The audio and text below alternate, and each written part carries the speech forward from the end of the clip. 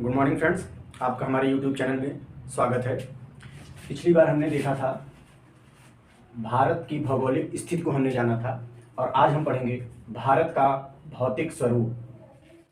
तो आइए देखते हैं भारत के भौतिक स्वरूप को। भौतिक रचना के आधार पर भारत को 5 भागों में बांटा गया है। वो 5 भाग कौन कौन से हैं? उत्तरी पर्वतीय मैदान, ये जो उत्तर में यानी यह आपका जम्मू कश्मीर से ऐसे होते हुए ये पूरा अरुणाचल प्रदेश और इधर नॉर्थ ईस्ट के हिस्सों में ये जो पूरा भाग है ये है उत्तर का पर्वतीय मैदान। ठीक, तो 5 भागों में एक भाग ये हो गया। दूसरा भाग है विशाल मैदान, यानी आपका पंजाब क्षेत्र, हरियाणा, यूपी, बिहार, ये जो क्षेत्र है वो आपका विशाल मैदान में आता है। प्रायद्वीपीय पठार, आपका मध्य प्रदेश से लेकर ये पूरा हिस्सा जो है वो प्रायद्वीपीय पठार में आता है, तो वो प्रायद्वीपीय पठार का भाग है। चौथा मरुस्थलीय प्रदेश, राजस्थान में राजस्थान का जो एरिया है वो मरुस्थलीय प्रदेश में आता है। और 5वां समुद्र तटीय मैदान। ये जो प्रायद्वीपीय भाग है इसके अलावा जो समतल भाग है समुद्र से लगा हुआ वो ये भाग है, मैं दर्शा दे रहा हूं।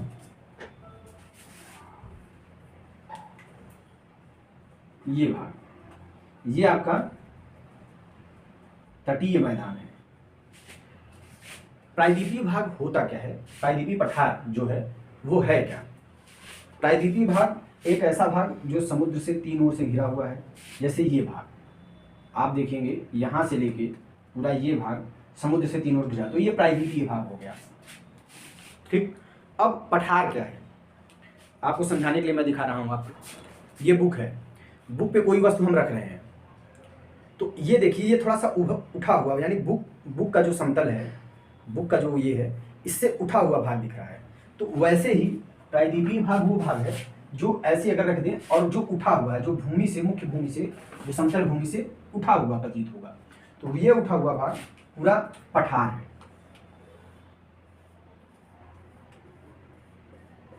ठीक, तो ये उठा हुआ भाग ये पठार है। बाकी जहां ये पठार ये ऊंचाई पे है, थोड़ा सा उठा हुआ होगा, किनारे पे ये समतल ही है, तो ये जो भाग समतल ही है पठार के अलावा उसे तटीय मैदान बोलते हैं। वो इधर भी है और वो इधर भी है। तो आपके ये पूरे 5 भाग हो गए। कौन कौन से? उत्तरी पर्वतीय मैदान, विशाल मैदान, प्रायद्वीपीय पठार, मरुस्थलीय प्रदेश और समुद्र तटीय मैदान। अब देखिए इन 5 भागों को हम डिटेल में जानते हैं। पहला जो है उत्तरी पर्वतीय मैदान, उसके बारे में जानते हैं। उत्तरी पर्वतीय मैदान खुद 4 भाग में है। कौन कौन सा? ट्रांस हिमालय क्षेत्र, हिमाद्री अर्थात सर्वोच्च या बृहद हिमालय, हिमाचल श्रेणी अर्थात लघु या मध्य हिमालय। तो हिमाचल श्रेणी, आइए इसको देखते हैं।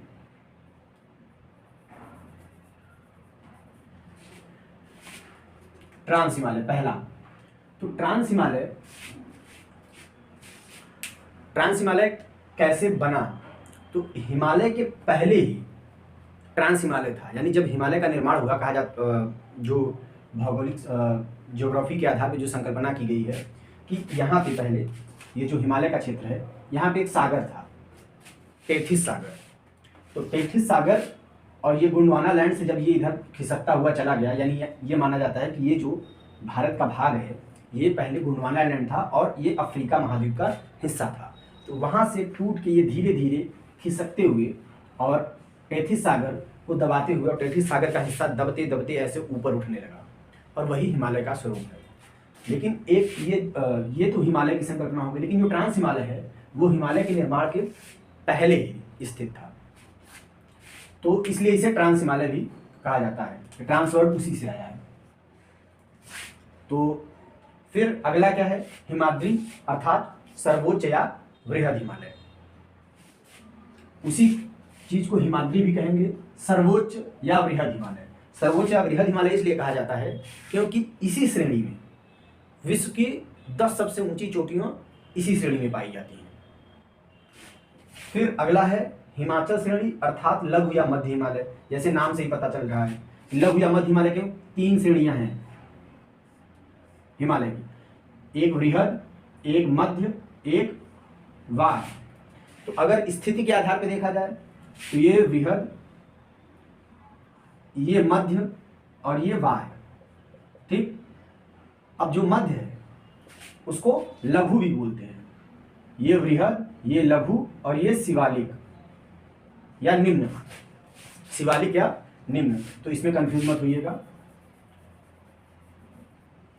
फिर शिवालिक अर्थात निम्न या वाह हिमालय, यानी ये सबसे, इसको वाह हिमालय बोलते हैं। वाह मतलब आप बाहर की मत चले जाइएगा, अंदर की ओर आइएगा। अगर वाह वर्ड से है तो यानी पूछा जाए वाह हिमालय किसको कहते हैं, किस श्रेणी को कहते हैं? वृहद हिमालय को, लघु हिमालय को, या मध्य हिमालय या ट्रांस हिमालय दे दिया, और या शिवालिक हिमालय, तो शिवालिक हिमालय को ही वाह हिमालय बोलते हैं।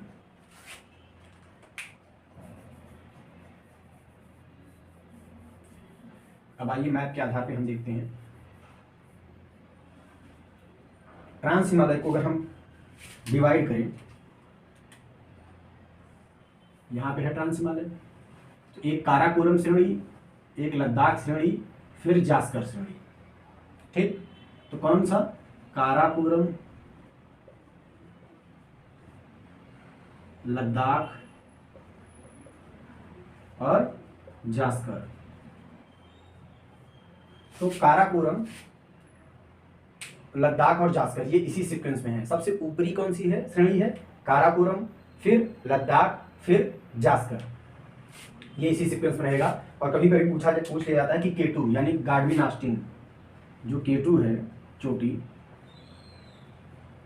वो किस श्रेणी में है? तो वो काराकोरम श्रेणी में है। अब आइए देखते हैं ट्रांस हिमालय को। ये 4 भाग हो गए। उत्तरी पर्वतीय मैदान के 4 भाग, ट्रांस हिमालय, सर्वोच्च हिमालय या बृहद हिमालय, लघु या मध्य हिमालय, शिवालिक या वाह हिमालय। अब पहला जो है ट्रांस हिमालय, इसको डिटेल में देखते हैं। इसके अंदर कौन कौन सी श्रेणी आती है? काराकोरम, लद्दाख और जास्कर पर्वत श्रेणी आती हैं। और जो K2 है वो गाडविन ऑस्टिन के ही, मतलब गाडविन ऑस्टिन काराकोरम की सर्वोच्च चोटी है। इसकी सर्वोच्च चोटी काराकोरम की। और अगर दक्षिण से, उत्तर से दक्षिण की ओर या ऊपर से नीचे की ओर, इनका सीक्वेंस अगर हमको बताना हो तो ऊपर, सबसे पहले ऊपर क्या होगा? काराकोरम, फिर लद्दाख, फिर जास्कर, ये याद रखिएगा क्रम। उसके बाद भी जम्मू कश्मीर में आपका पीर पंजाल मिल जाएगा, तो वो बाद में देखेंगे क्योंकि वो ट्रांस हिमालय का हिस्सा नहीं है। अब हम बात करते हैं वृहद हिमालय की। तो वृहद हिमालय, यह हिमालय की सबसे ऊंची श्रेणी है, ठीक। तो हिमालय की सबसे ऊंची श्रेणी कौन सी है? वृहद हिमालय। और मैंने अभी बताया कि संसार की मैक्सिमम जितनी भी ऊंची चोटियां हैं, मैक्सिमम वृहद हिमालय में भी हिमालय में ही पाई जाती हैं। और जो वृहद हिमालय का एवरेज हाइट है, एवरेज ऊंचाई जो है वो 6000 किलोमीटर है, ये इसकी एवरेज हाइट है। और इनमें कौन कौन सी चोटियां पाई जाती हैं? इसमें आपका माउंट एवरेस्ट, कंचनजंगा, नंगा पर्वत, नंदा देवी, कामेत, नामचा बरवा, ये सब इसके प्रमुख शिखर हैं। और ये इनकी हाइट सब 6000 के प्लस आपको मिलेगी। तो ये इसकी सर्वोच्च चोटियां हैं जो कि आपको वृहद हिमालय में मिलेगी। अभी आपका उत्तरी पर्वतीय मैदान में, उत्तरी पर्वतीय मैदान के 4 हिस्से, ट्रांस हिमालय, वृहद हिमालय, लघु हिमालय और शिवालिक हिमालय, ये चारों आपको पढ़ना था। मैंने ये 2 कंप्लीट करा दिया। ट्रांस हिमालय के बारे में आपको बताया और वृहद हिमालय के बारे में। और मैंने ये बताया कि कैसे हिमालय पर्वत का निर्माण हुआ। हिमालय पर्वत के निर्माण को देखा जाए तो इसमें 2 थ्योरी है। एक हैरी हेस की प्लेट विवर्तनिकी थ्योरी, प्लेट टेक्टोनिक्स थ्योरी, और एक है कोबर का भूसन्नति सिद्धांत, जियोसिंक्लाइन थ्योरी। तो प्लेट विवर्तनिकी थ्योरी में ये कहा जाता है कि भारतीय प्लेट और यूरेशिया प्लेट के टकराव से हिमालय की उत्पत्ति हुई है। तो ये थ्योरी, प्लेट विवर्तनिकी थ्योरी के हिसाब से ये चीज़ कहा जाता है हिमालय की उत्पत्ति। और प्लेट विवर्तनिकी थ्योरी यानी प्लेट टेक्टोनिक थ्योरी किसने दिया था? वो हैरी हेस ने दिया था। और हैरी हेस ने क्या कहा था कि हिमालय की उत्पत्ति कैसे हुई है? वो हुई है भारतीय प्लेट और यूरेशियन प्लेट के टकराव के कारण। और जो दूसरी थ्योरी है कोबर का जियोसिंक्लाइन थ्योरी, वो कहती है कि पहले दो लैंड थे, एक अंगारा लैंड और दूसरा गोंडवाना लैंड। गोंडवाना लैंड जो कि अफ्रीकी महाद्वीप का हिस्सा था, जो कि टूटकर अलग हुआ और धीरे धीरे खिसकते हुए अंगारा लैंड की तरफ बढ़ा। तो यहाँ पे एक सागर हुआ करता था, टेथिस सागर। तो टेथिस सागर धीरे धीरे दलदली जमीन के रूप में आया और गोंडवाना लैंड के दबाव के कारण, गोंडवाना लैंड और अंगारा लैंड के दबाव के कारण ये धीरे धीरे ऊपर उठने लगा, जिससे हिमालय की उत्पत्ति हुई। तो हिमालय की उत्पत्ति के बारे में दो थ्योरी आपको बताया।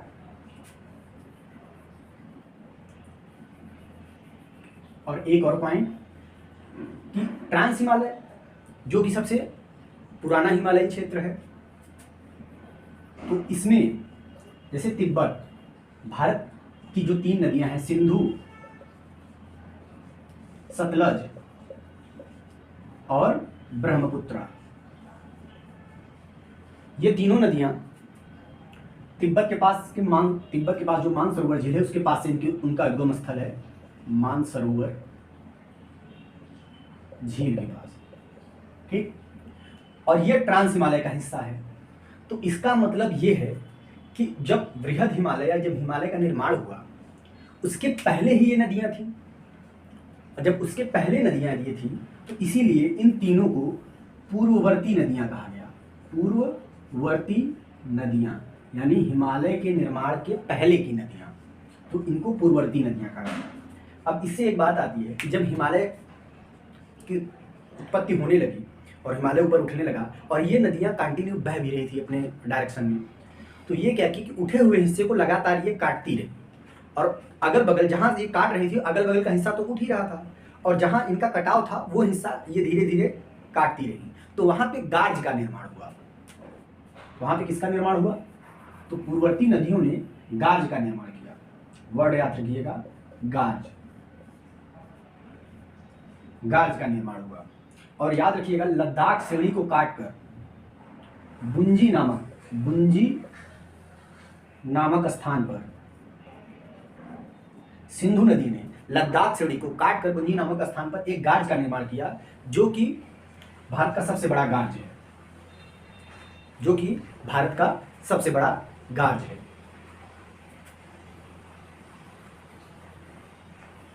अब एक पॉइंट आता है राकापूसी। लद्दाख श्रेणी में, ट्रांस हिमालय का हिस्सा है लद्दाख श्रेणी, तो लद्दाख श्रेणी में राकापोसी है। राकापोसी विश्व की सबसे तीव्र ढाल यानी जब पर्वत होते हैं वो इस फॉर्म में, इंक्लाइन फॉर्म में होते हैं, ऐसे ढालदार होते हैं पर्वत।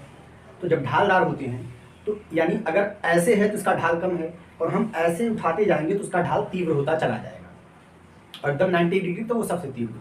तो सबसे तीव्र ढाल वाली, विश्व की सबसे तीव्र ढाल वाली राकापोसी चोटी है, जो कि विश्व की सबसे तीव्र ढाल वाली चोटी है। तो ये भी याद रखिएगा। अब आपका दो ये चीज, ट्रांस हिमालय और बृहद हिमालय कंप्लीट हो गया। अब हम देखते हैं लघु हिमालय या मध्य हिमालय। लघु या मध्य हिमालय, इसको मध्य हिमालय क्यों कहा जाता है? क्योंकि ये मध्य में है। ऊपर बृहद हिमालय, नीचे शिवालिक श्रेणी, बीच में मध्य हिमालय, तो इसीलिए इसको मध्य हिमालय भी कहते हैं और लघु हिमालय भी कहते हैं।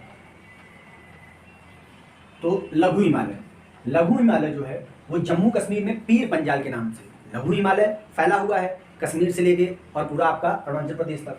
तो लघु हिमालय को जम्मू कश्मीर में पीर पंजाल, जम्मू कश्मीर में किस नाम से जाना जाता है? पीर पंजाल के नाम से जाना जाता है। और हिमाचल में धौलाधर, ये धौलाधर भी लघु हिमालय का पार्ट है, पीर पंजाल भी लघु हिमालय का पार्ट है। और उत्तराखंड में नागटीबा और नेपाल में महाभारत रेंज के नाम से, ये सब लघु हिमालय ही हैं, लेकिन इनका अलग अलग स्थान पे अलग अलग नाम है। अब एक और चीज देते हैं कि जो भी हिमालयी क्षेत्र में जितने भी हिल स्टेशन आपको दिखेंगे, जैसे शिमला, कुल्लू, मनाली, मसूरी, दार्जिलिंग, ये सब लघु हिमालय श्रेणी में ही आते हैं। तो याद रखिएगा कि पूछ लिया जाएगा कि शिमला किस हिमालय श्रेणी में आता है, ऑप्शन दे देगा बृहद हिमालय, ट्रांस हिमालय और लघु हिमालय और शिवालिक श्रेणी। तो ये किस में आता है? लघु हिमालय में। या कभी लघु हिमालय न दे के मध्य हिमालय बोलेगा तो वो लघु हिमालय और मध्य हिमालय सेम। अब आते हैं शिवालिक हिमालय, जिसे वाह हिमालय भी बोला जाता है क्योंकि ये सबसे बाहरी श्रेणी है। यह हिमालय का नवीनतम भाग है। यह नवीनतम भाग क्यों है? क्योंकि सबसे पहले ट्रांस हिमालय का निर्माण हुआ, उसके बाद वृहद हिमालय का निर्माण हुआ और सबसे आखिरी में शिवालिक हिमालय का निर्माण हुआ, जिसे वाह हिमालय भी कहते हैं। और इसकी औसत ऊंचाई 900 से लेके 1200, और यही वृहद हिमालय की औसत ऊंचाई कितनी थी? 6000 मीटर, और इसकी 900 से लेके 1200 मीटर। तो देखिए कितना अंतर है, बहुत ही ज्यादा अंतर है। तो आप अंदाजा लगा सकते हैं कि वृहद हिमालय कितना ऊंचा होगा और शिवालिक हिमालय कितना ऊंचा होगा। तो आपका ये भारत का भौतिक स्वरूप, इसके 5 भाग: उत्तरी पर्वतीय मैदान, विशाल मैदान, प्रायद्वीपीय पठार, मरुस्थलीय प्रदेश और समुद्र तटीय मैदान में उत्तरी पर्वतीय मैदान के 4 हिस्से, जिसको हमने कंप्लीट कर लिया है। अब विशाल मैदान बचा है, अब इसको देखते हैं। तो अभी आपका उत्तरी पर्वतीय मैदान के 4 हिस्से: ट्रांस हिमालय, वृहद हिमालय, लघु हिमालय और शिवालिक हिमालय। ये चारों आपको पढ़ना था, मैंने ये 2 कंप्लीट करा दिया। ट्रांस हिमालय के बारे में आपको बताया और वृहद हिमालय के बारे में, और मैंने ये बताया कि कैसे हिमालय पर्वत का निर्माण हुआ। हिमालय पर्वत के निर्माण को देखा जाए तो इसमें 2 थ्योरी है। एक हैरी हेस की प्लेट विवर्तनिकी थ्योरी, प्लेट टेक्टोनिक्स थ्योरी, और एक है कोबर का भूसन्नति सिद्धांत, जियोसिंक्लाइन थ्योरी। तो प्लेट विवर्तनिकी थ्योरी में ये कहा जाता है कि भारतीय प्लेट और यूरेशिया प्लेट के टकराव से हिमालय की उत्पत्ति हुई है। तो ये थ्योरी, प्लेट विवर्तनिकी थ्योरी के हिसाब से ये चीज़ कहा जाता है हिमालय की उत्पत्ति। और प्लेट विवर्तनिकी थ्योरी यानी प्लेट टेक्टोनिक थ्योरी किसने दिया था? वो हैरी हेस ने दिया था। और हैरी हेस ने क्या कहा था कि हिमालय की उत्पत्ति कैसे हुई है? वो हुई है भारतीय प्लेट और यूरेशियन प्लेट के टकराव के कारण। और जो दूसरी थ्योरी है कोबर का जियोसिंक्लाइन थ्योरी, वो कहती है कि पहले 2 लैंड थे, एक अंगारा लैंड और दूसरा गोंडवाना लैंड। गोंडवाना लैंड जो कि अफ्रीकी महाद्वीप का हिस्सा था, जो कि टूटकर अलग हुआ और धीरे धीरे खिसकते हुए अंगारा लैंड की तरफ बढ़ा। तो यहाँ पे एक सागर हुआ करता था, टेथिस सागर। तो टेथिस सागर धीरे धीरे दलदली जमीन के रूप में आया और गोंडवाना लैंड के दबाव के कारण, गोंडवाना लैंड और अंगारा लैंड के दबाव के कारण ये धीरे धीरे ऊपर उठने लगा, जिससे हिमालय की उत्पत्ति हुई। तो हिमालय की उत्पत्ति के बारे में 2 थ्योरी आपको बताया।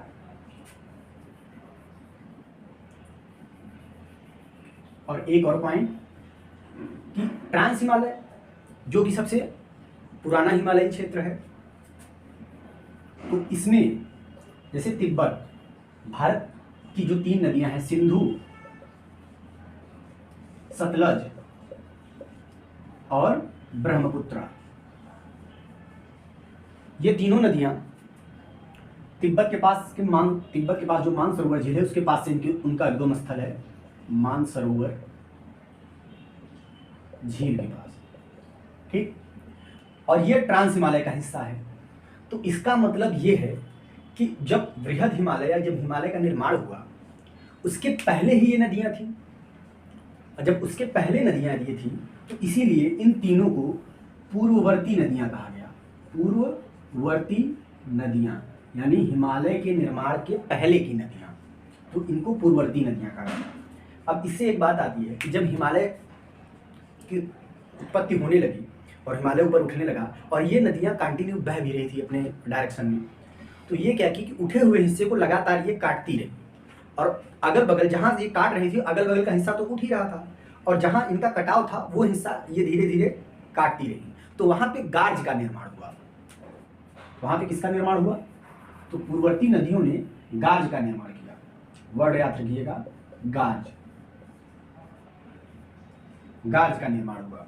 और याद रखिएगा, लद्दाख श्रेणी को काटकर बुंजी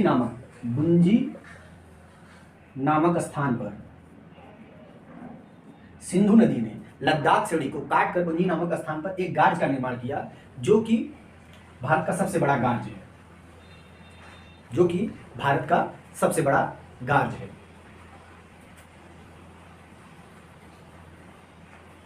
अब एक पॉइंट आता है राकापोसी। लद्दाख श्रेणी में, ट्रांस हिमालय का हिस्सा है लद्दाख श्रेणी, तो लद्दाख श्रेणी में राकापोसी है। राकापोसी विश्व की सबसे तीव्र ढाल, यानी जब पर्वत होते हैं वो इस फॉर्म में, इंक्लाइन फॉर्म में होते हैं, ऐसे ढालदार होते हैं पर्वत। तो जब ढालदार होते हैं तो यानी अगर ऐसे है तो उसका ढाल कम है, और हम ऐसे उठाते जाएंगे तो उसका ढाल तीव्र होता चला जाएगा, और एकदम 90 डिग्री तो वो सबसे तीव्र। तो सबसे तीव्र ढाल वाली, विश्व की सबसे तीव्र ढाल वाली राकापोसी चोटी है, जो कि विश्व की सबसे तीव्र ढाल वाली चोटी है। तो ये भी याद रखिएगा। अब आपका दो ये चीज, ट्रांस हिमालय और बृहद हिमालय कंप्लीट हो गया। अब हम देखते हैं लघु हिमालय या मध्य हिमालय। लघु या मध्य हिमालय, इसको मध्य हिमालय क्यों कहा जाता है? क्योंकि ये मध्य में है। ऊपर बृहद हिमालय, नीचे शिवालिक श्रेणी, बीच में मध्य हिमालय, तो इसीलिए इसको मध्य हिमालय भी कहते हैं और लघु हिमालय भी कहते हैं। तो लघु हिमालय जो है वो जम्मू कश्मीर में पीर पंजाल के नाम से लघु हिमालय फैला हुआ है, कश्मीर से लेके और पूरा आपका अरुणाचल प्रदेश तक। तो लघु हिमालय को जम्मू कश्मीर में पीर पंजाल, जम्मू कश्मीर में किस नाम से जाना जाता है? पीर पंजाल के नाम से जाना जाता है।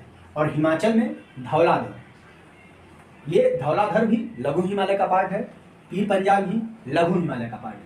और उत्तराखंड में नागटीबा और नेपाल में महाभारत रेंज के नाम से, ये सब लघु हिमालय ही हैं, लेकिन इनका अलग अलग स्थान पे अलग अलग नाम है। अब एक और चीज देखते हैं कि जो भी हिमालयी क्षेत्र में जितने भी हिल स्टेशन आपको दिखेंगे जैसे शिमला, कुल्लू, मनाली, मसूरी, दार्जिलिंग, ये सब लघु हिमालय श्रेणी में ही आते हैं। तो याद रखिएगा कि पूछ लिया जाएगा कि शिमला किस हिमालय श्रेणी में आता है, ऑप्शन दे देगा बृहद हिमालय, ट्रांस हिमालय और लघु हिमालय और शिवालिक श्रेणी। तो ये किस में आता है? लघु हिमालय में। या कभी लघु हिमालय न देके मध्य हिमालय बोलेगा तो वो लघु हिमालय और मध्य हिमालय सेम है। अब आते हैं शिवालिक हिमालय, जिसे वाह हिमालय भी बोला जाता है क्योंकि ये सबसे बाहरी श्रेणी है। यह हिमालय का नवीनतम भाग है। यह नवीनतम भाग क्यों है? क्योंकि सबसे पहले ट्रांस हिमालय का निर्माण हुआ, उसके बाद बृहद हिमालय का निर्माण हुआ और सबसे आखिरी में शिवालिक हिमालय का निर्माण हुआ, जिसे वाह हिमालय भी कहते हैं। और इसकी औसत ऊंचाई 900 से लेके 1200, और यही बृहद हिमालय की औसत ऊंचाई कितनी थी? 6000 मीटर, और इसकी 900 से लेके 1200 मीटर। तो देखिए कितना अंतर है, बहुत ही ज्यादा अंतर है। तो आप अंदाजा लगा सकते हैं कि बृहद हिमालय कितना ऊंचा होगा और शिवालिक हिमालय कितना ऊंचा होगा। तो आपका ये भारत का भौतिक स्वरूप, इसके 5 भाग: उत्तरी पर्वतीय मैदान, विशाल मैदान, प्रायद्वीपीय पठार, मरुस्थलीय प्रदेश और समुद्र तटीय मैदान में उत्तरी पर्वतीय मैदान के 4 हिस्से, जिसको हमने कंप्लीट कर लिया। अब हम विशाल मैदान या उत्तर का विशाल मैदान देखते हैं, इसे उत्तर का विशाल मैदान भी बोलते हैं। ये 3 उपवर्गों में विभाजित है: पंजाब का मैदान, गंगा का मैदान और ब्रह्मपुत्र का मैदान। अगर ये गंगा के मैदान की बात हो रही है तो याद रखिएगा कि ये गंगा नदी तंत्र की बात हो रही है, यानी गंगा और उसकी सहायक नदियों जो हैं और उनकी सहायक नदियों की सहायक नदियों का जो भी दोआब है, उस मैदान की बात हो रही है। तो जैसे गंगा नदी, गंगा यमुना का जो दोआब है, ये गंगा का मैदान, प्लस जो भी इसकी और सहायक नदियां हैं उनके द्वारा उनका जो दोआब है वो भी गंगा का मैदान है। तो अब बात करते हैं ऐसे ही ब्रह्मपुत्र का मैदान। तो ये 3 उपभागों में है: पंजाब का मैदान, गंगा का मैदान और ब्रह्मपुत्र का मैदान। अब बात करते हैं आकृतिक भिन्नता के आधार पर इनको 4 भागों में बांटा गया है। आकृतिक भिन्नता क्या है? तो आकृतिक भिन्नता के आधार पर 4 भागों में बांटा गया है। कौन कौन सा भाग? भाबर का मैदान, तराई का मैदान, बांगर का मैदान और खादर का मैदान।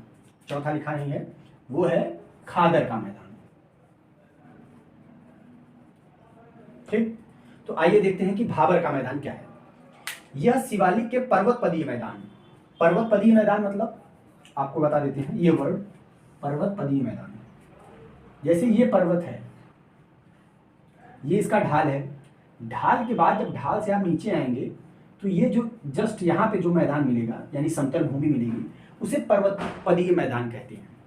ठीक, तो यह शिवालिक के पर्वतपदीय मैदान से 8 से 10 किलोमीटर तक फैला है। यानी ये जो पर्वत है इसका जो ये पर्वतपदीय मैदान यानी जस्ट पर्वत के ये कोने पे यहाँ से 8 से 10 किलोमीटर के रेंज में जो मैदान है उसे भाबर का मैदान कहा जाता है। और इसकी खास बात क्या है, पारगम्यता अधिक होने के कारण नदियां यहाँ विलुप्त हो जाती हैं। होता क्या है कि ये जो मैदान है पर्वत है, नदियां पर्वतों से आ रही हैं, नदियां पर्वतों से बह के आ रही हैं, तो अपने बहाव के साथ साथ बहुत सारे कंकड़, छोटे छोटे कंकड़ और रेत लेके आती है और यहाँ जमा करने लगती है। तो जब यहाँ जमा हो जाएगा रेत और कंकड़ तो जो नदियां आएंगी इनके बीच जो स्पेस बनेगा वहां से होके बहेंगी। तो यहाँ पे आपको नदियां विलुप्त होती हुई दिखाई पड़ती हैं इसी वजह से। तो भाबर के क्षेत्र में आके नदियां विलुप्त हो जाती हैं, तो भाबर के मैदान में नदियां विलुप्त हो जाती हैं प्रायः। तो ये भाबर का मैदान हो गया। अब बात करते हैं तराई का मैदान। तराई का मैदान जो ये पर्वत है, इसके पर्वतपदीय से 8 से 10 किलोमीटर तक आपका हो गया भाबर का मैदान। इस यहाँ से भाबर के मैदान से दक्षिण में जो बाकी 10 से 20 किलोमीटर का क्षेत्र है उसको तराई का मैदान बोलते हैं। तराई का मैदान, और तराई का मैदान यानी भाबर के दक्षिण में 10 से 20 किलोमीटर तक फैला है। और तराई का मैदान जो होता है वो एक दलदली क्षेत्र होता है, यानी वहाँ की जमीनों में आर्द्रता बहुत होती है, आर्द्रता।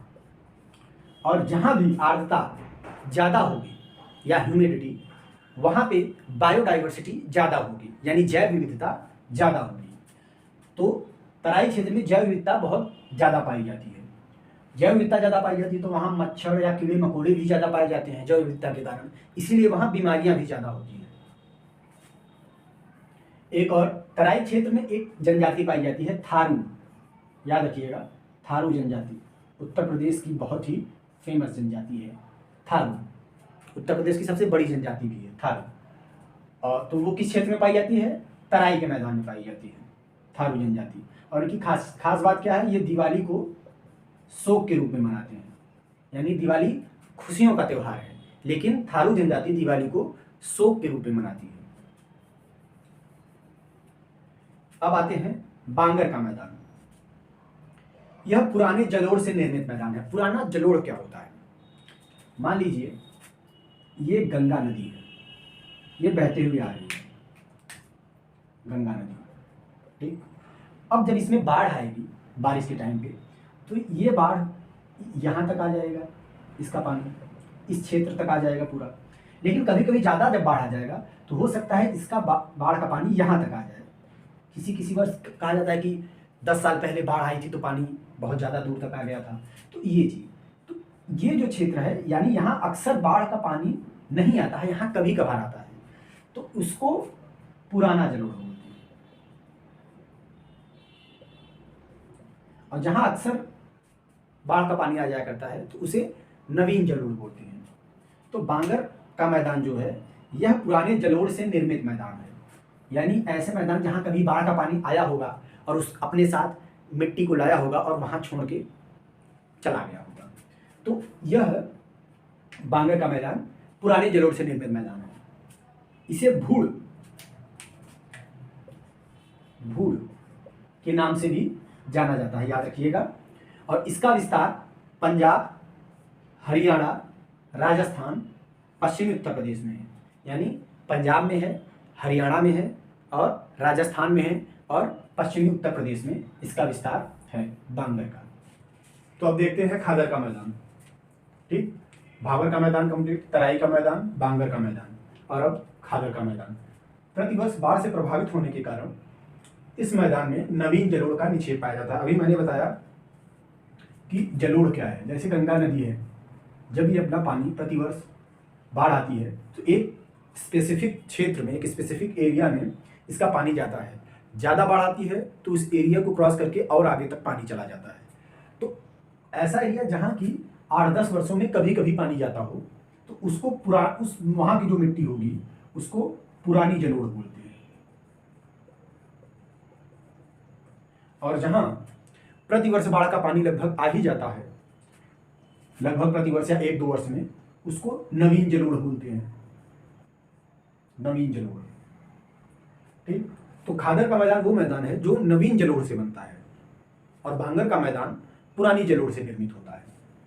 तो याद रखिएगा, नवीन जलोढ़ से निर्मित होने के कारण यह मैदान बहुत ही उपजाऊ होता है। यह कृषि योग्य भूमि या कृषि योग्य बहुत ही ज्यादा अच्छा माना जाता है खादर का मैदान। जैसे कि नाम से ही है, खाद। खाद किस लिए दिया जाता है? ताकि वहां पैदावार ज्यादा हो। तो खादर का मैदान जो है वो बहुत ही उपजाऊ होता है और वहां नवीन जलोढ़ का निक्षेप पाया जाता है। और बांगर का मैदान भी उपजाऊ होता है, लेकिन खादर के कंपेयर में उतना नहीं होता है, लेकिन यह भी बहुत उपजाऊ होता है क्योंकि यहाँ पुरानी जलोढ़ का निक्षेप पाया जाता है। तो आज आपका उत्तरी पर्वतीय मैदान और विशाल मैदान, ये 2 टॉपिक कंप्लीट हो गए हैं। आगे 3 टॉपिक आपके और बचेंगे, प्रायद्वीपीय पठार, मरुस्थलीय प्रदेश और समुद्र तटीय मैदान। इसमें एक टॉपिक और मैंने नहीं लिखा है, अगर 6वां टॉपिक बनाना चाहेंगे तो हो जाएगा द्वीप, जो भारत के द्वीप हैं उनके बारे में, वो अलग से बता दूंगा मैं। बाकी आपके ये 2 टॉपिक कंप्लीट। इसी तरह वीडियो देखने के लिए चैनल को सब्सक्राइब करिए और वीडियो को शेयर करिए। धन्यवाद।